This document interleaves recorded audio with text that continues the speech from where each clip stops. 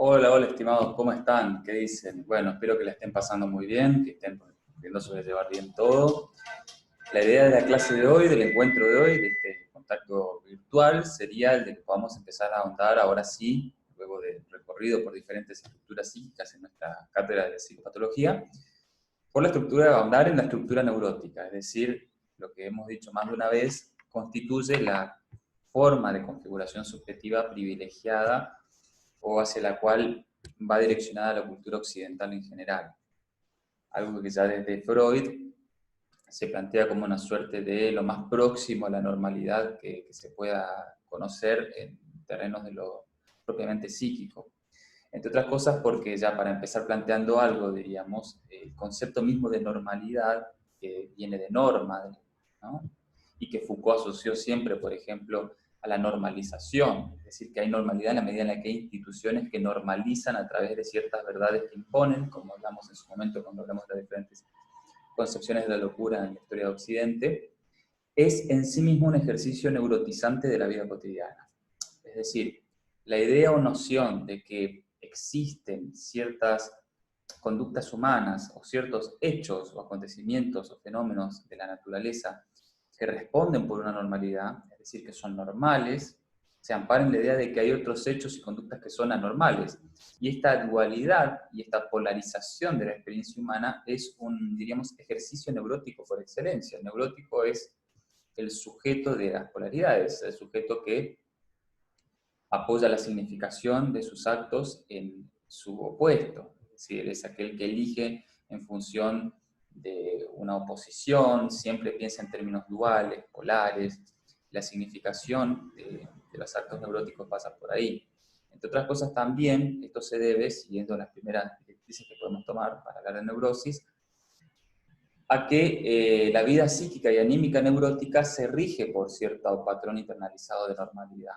Es decir, por ahí el eje alrededor del cual pivota el deseo en la neurosis tiene que ver con la introyección de un superyo y la imposibilidad que trae a través de sus intervenciones con la conciencia moral, con el ideal del yo y el yo ideal, hacen qué cosa? Que el deseo neurótico se encuentre normativizado, atravesado por la ley, y en la imposición de la ley es la imposición de ciertas normalidades, ¿no?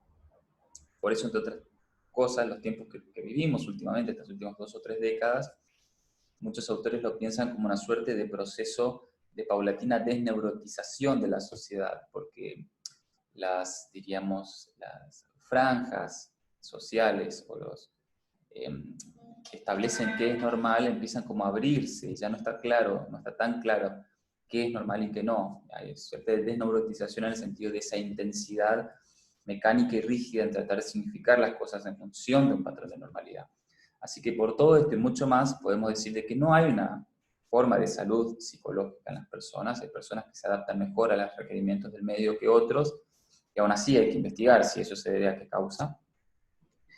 Pero para todos los fines y todos los órdenes, la neurótica es la manera en la que la sociedad ha aprendido a coexistir y cohesionarse. Las estructuras sociales, en la medida en la que son posibles a partir de pautas de convivencia que generan una interrelación y un cierto margen de predictibilidad, ya están hablándonos de un lenguaje que yo suelo llamar el neurotismo o neuroticismo. El neurotismo es un lenguaje de la modernidad según el cual tienen que haber normas establecidas entre las personas para poder establecer la coexistencia.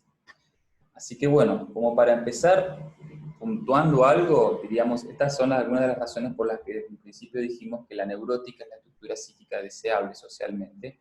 De otras cosas, como repito, porque todo patrón de normalidad en sí mismo implica un encargo, un enfoque, una aproximación neurótica de la vida misma.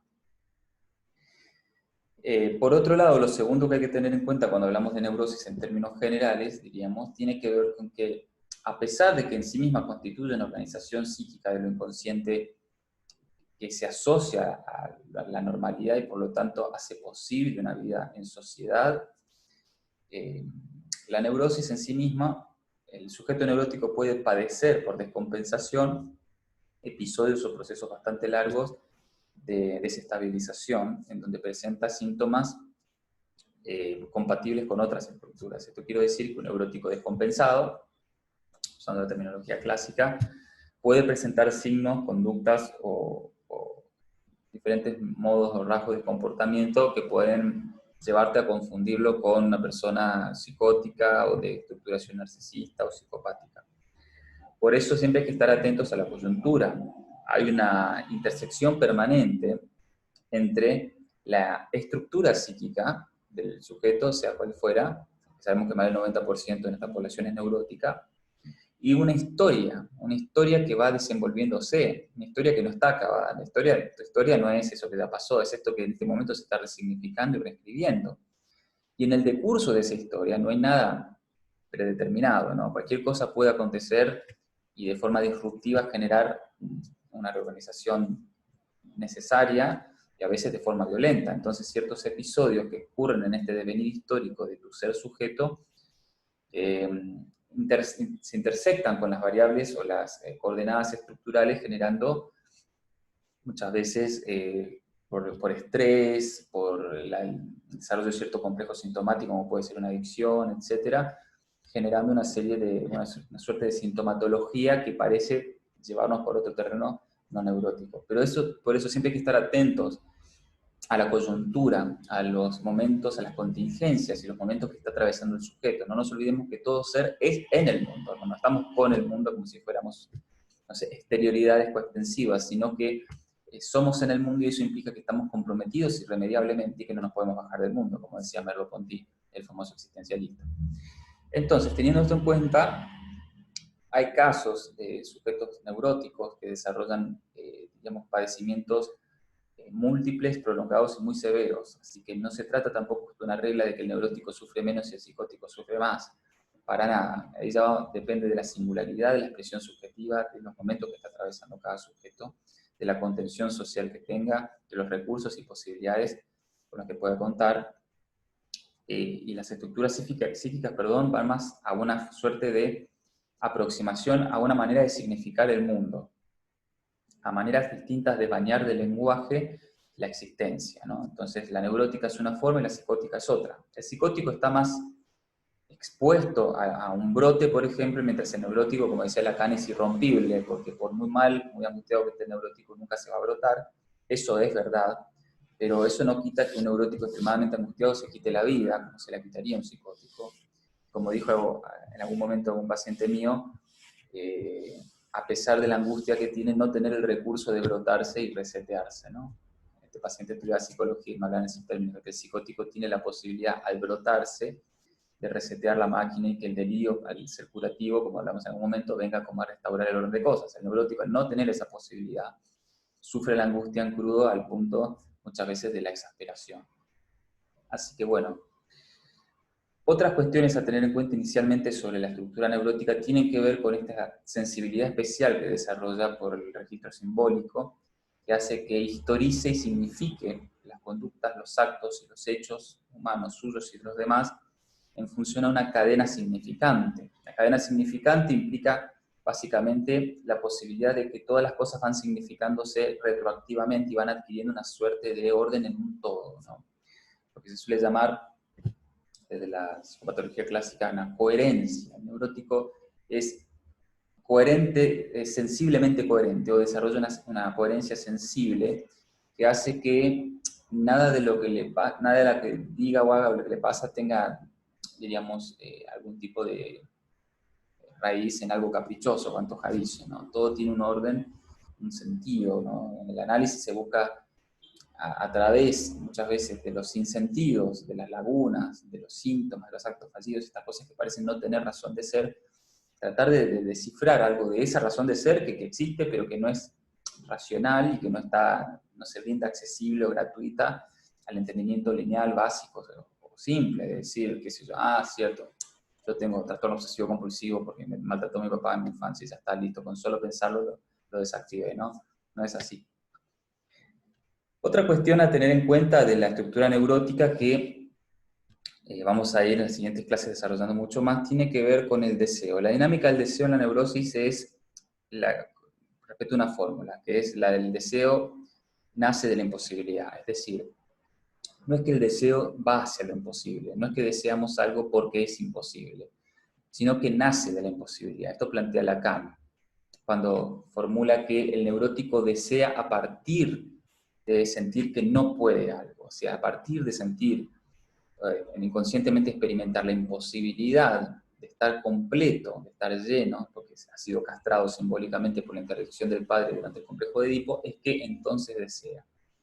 Entonces tiende siempre a tropezarse con el obstáculo que renueva el deseo, que es el hecho de que el deseo no se puede agotar, no se puede cumplir, diríamos, ¿no? Porque si cumpliéramos con el deseo, moriríamos como seres deseantes, y es justamente algo de eso lo que pasa en la depresión. El languidece el deseo y la libido, como diría Freud, es retraída al yo y despojada del mundo, y el mundo exterior es despojado del significado, ¿no? Con esto decir entonces que el deseo es condición de imposibilidad en la neurosis, o sea que el sujeto neurótico inconscientemente va a tratar de hacer lo que sea con tal de mantener viva la llama deseante y empujar lo más posible el agotamiento y la concreción de ese deseo. Esto es algo que hablamos también en su momento en alguna clase que vimos particularmente de deseo. Pero es como para poder ir entendiendo algunas coordenadas. Más adelante vamos a ver que en la obsesión, esa forma de impedir el deseo es distinta de la histeria. Vamos a ver como las dos formas neuróticas privilegiadas, la neurosis histérica y la neurosis obsesiva, ¿no? También eso a tener en cuenta. Freud hizo desarrollos en torno a la neurosis fóbica como la tercera alternativa neurótica, pero bueno, se podría reconceptualizar lo que planteó Freud, en el caso Juanito más concretamente, como en realidad una neurosis obsesiva que encontró una sintomatología fóbica como canal de expresión inconsciente. Es decir, yo puedo tener una fobia como síntoma. El tema es, a nivel de estructura psíquica inconsciente, ¿qué da sentido, ¿no?, a esa fobia? ¿Qué del sujeto del inconsciente está queriendo hablar a través de esa fobia? ¿Qué nos está queriendo decir? Sería la formulación freudiana clásica, ¿no? Así que bueno, estamos tirando algunas líneas generales antes de entrar específicamente en histeria y obsesión, que le vamos a dedicar los próximos 4 o 5 encuentros. Y creo que, bueno, como para empezar a hablar de neurosis, estas son las cuestiones que tenemos que empezar a tener en cuenta, ¿no? La cuestión asociada a la normatividad, el neurótico como normal, pensar las neurosis como potencialmente descompensables y por lo tanto hay sujetos neuróticos que presentan una sintomatología muy surtida y un gran padecimiento, y también siempre tener en cuenta que el deseo es imposible. Otra cosa otra cosa que tenemos que tener en cuenta en el correcto estudio de las neurosis tiene que ver con que lo que se desea es inespecífico. No hay un objeto concreto del deseo. Ya lo hablamos en su momento cuando planteamos que Lacan subvierte el orden de Husserl, en este planteamiento que Husserl decía que conciencia es conciencia de algo y siempre es intencional, entonces siempre hay un para qué del deseo, y Lacan quitaba el para qué en el futuro y lo proyectaba en el objeto A en el pasado, es decir, fruto de que perdimos algo que nunca vamos a recuperar y nunca vamos a saber qué es que deseamos, no fruto de algo específico hacia lo que vamos. Esto se entiende ya del momento en el que el neurótico se topa con ciertas situaciones que desea, tropezándose con ellas. Es decir, está mucho más cerca del deseo darte cuenta repentinamente que hay algo que te moviliza y te gusta, que el hecho de encontrarte con algo que estabas buscando. Porque el deseo, dice Lacan, es un afecto que nace de la ausencia. Y eso significa que nace de las respuestas, nace de lo dado. No nace de las respuestas, al ser de la ausencia, nace de las preguntas, de lo no dado, de eso que no está, de lo que falta. Justamente la castración simboliza una falta, ¿no? Es el símbolo a través del cual el inconsciente se estructura por incompletud, por vacíos. Y esos vacíos son los que nos hacen desear. Pero de nuevo, no hay una inscripción consciente específica. Uno puede decir, yo deseo mirar la carrera, pero sabemos que ese es un semblante del deseo, dice Lacan. Semblante es como diríamos una especie de halo o velo del deseo, que una vez que lo quitas hay otra cosa, y así indefinidamente. Una vez que tenés el título deseas otra cosa, y eso evidencia que el título en sí no agota tu deseo, digamos, ¿no? Haciéndolo de manera bastante, diríamos, sencilla, simple, ¿no? Bueno, estas son algunas coordenadas para empezar a pensar la cuestión neurótica. No hay que perder de vista también que así como el sujeto de la neurosis historiza y significa las relaciones, los actos y los objetos, es un sujeto que continuamente, dice Freud, noveliza su existencia, es decir, a través de un proceso de asociación retroactiva. Asocia el presente con un pasado que no es que está en el pasado, como dije recién, sino que está moviéndose conforme el presente se desenvuelve. Entonces, por asociación retroactiva a un pasado que va trabajándose conforme actuamos en el presente, el sujeto transfiere, proyecta, deposita en otras personas, en actos, en sus propios pensamientos, digamos, en todo esto que trabaja, aspectos de una suerte de materialidad de la historia no terminada, no trabajada del todo. Es decir, aspectos de una novela que no está concluida, no está todo el guión escrito, sino que esa novela inconsciente es una trama de sentido subjetiva y de deseo y de deseos que internalizada inconscientemente en el sujeto se pone al servicio de una proyección permanente. Entonces todo el tiempo estamos resignificando lo que nos pasa en función de esa trama novelística, dice Freud, que no está concluida y nunca se concluye, que siempre encuentra nuevas trazos. Como una serie de Netflix que vieron que es interminable, ¿no? Esa serie que tiene más de 20 temporadas, que estás en la temporada 17, el capítulo 4, y no pinta para nada que vaya a terminar, porque siempre aparecen cosas nuevas que mantienen viva la serie durante muchas temporadas. Algo así sería un poquito la vida psíquica inconsciente. Entonces la asociación retroactiva viene a trabajar por esta suerte de asimilación de un presente que se retroalimenta al pasado. Bueno, estas son las cuestiones de consideración general a tener en cuenta sobre la estructura neurótica. El encuentro que viene me gustaría que empecemos a apuntar algo sobre la neurosis histérica. Va a ser muy posible que muchos de ustedes ahora sí ya se sientan mucho más identificados con lo que voy a hablar, porque la gran mayoría estamos estructurados a la usanza neurótica. Así que bueno, vamos a ver qué pasa. Escríbanme cualquier cosita, ya saben, tenemos el grupo WhatsApp, el mail interno de Laura Virtual, si necesitan algo. Les mando un gran abrazo y que sigan muy bien.